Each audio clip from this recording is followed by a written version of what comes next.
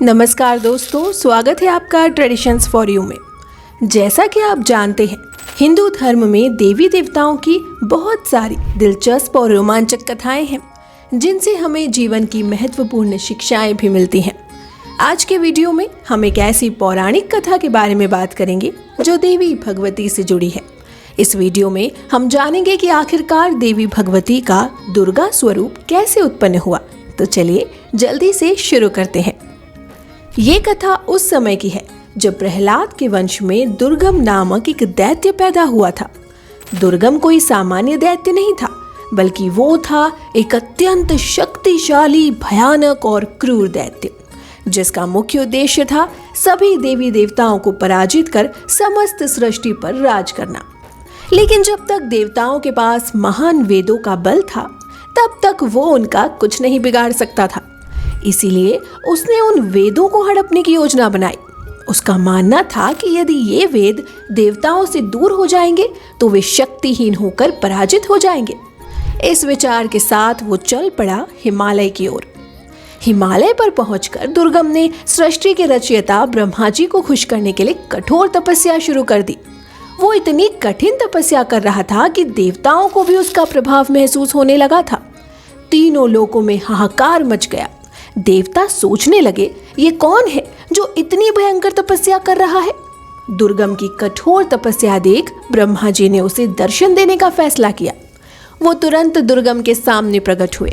ब्रह्मा जी बोले, वत्स, अपने नेत्र खोलो। मैं तुम्हारी तपस्या से अत्यंत प्रसन्न हूँ और तुम्हें मुंह मांगा वरदान देने आया हूँ। मांगो, तुम्हें क्या चाहिए। ब्रह्मा जी को अपने सामने देख उसकी खुशी का ठिकाना न रहा।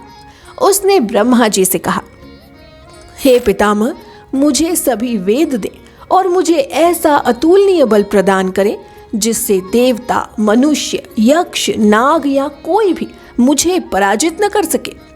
ब्रह्मा जी ने उसकी इच्छा पूरी करते हुए उसे वेद दिए और अत्यधिक शक्ति का वरदान दिया। लेकिन अब इस वरदान के परिणाम को समझना बाकी था। दुर्गम को वरदान मिलते ही सृष्टि में बहुत बड़ी आपत्ति आ गई। वेदों के बिना देवताओं की शक्तियां समाप्त हो गई और चारों ओर अकाल हाहाकार मच गया। दैत्यों ने देवताओं को पराजित कर दिया। अब हर जगह दैत्यों का राज था और देवता परेशान थे। अब देवताओं के पास एकमात्र आशा थी, माँ भगवती। देवता बहुत दुखी हो गए और आखिर में उन्होंने भगवती माता से सहायता की गुहार लगाई। माता ने उन्हें आश्वासन दिया कि वे दुर्गम से वेद वापस ले आएंगे और देवताओं को उनकी शक्तियां लौटा देंगी। माँ भगवती ने हिमालय से निकलकर दुर्गम से युद्ध करने का निश्चय किया। दुर्गम को पहले ही देवी के आने की खबर मिल गई थी, जिसके बाद उसने दैत्यों की एक विशाल सेना खड़ी कर ली। देवी के साथ देवों की सेना थी, लेकिन दुर्गम को प्राप्त वरदान के कारण देवताओं की सेना उस विशाल दैत्य सेना के खिलाफ कमजोर पड़ने लगी।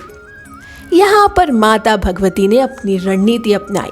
उन्होंने अपने अंश से 8 शक्तिशाली देवियों का निर्माण किया, जिनका नाम था कालिका, तारिणी, बगला, मातंगी, छिन्नमस्ता, तुलजा, कामाक्षी और भैरवी। इन देवियों की शक्तियों से दैत्यों का सामर्थ्य बहुत कम हो गया। अब देवियों के साथ मिलकर माता भगवती ने दैत्यों से भयंकर युद्ध किया। धीरे धीरे सभी दैत्य पराजित हो गए और आखिर में माँ दुर्गा ने अपने शक्तिशाली वार से दुर्गम का वध किया। देवी भगवती ने जब दुर्गम का वध किया तो देवता आकाश लोक से फूलों की वर्षा करने लगे। उनके इस महान कार्य की सराहना करते हुए उन्हें दुर्गा के नाम से जाना गया। यही वो पल था जब देवी भगवती के दुर्गा स्वरूप का जन्म हुआ। तो दोस्तों, इस तरह देवी दुर्गा का अवतार हुआ और उन्होंने अपनी शक्ति से संसार को दुष्टों से मुक्ति दिलाई।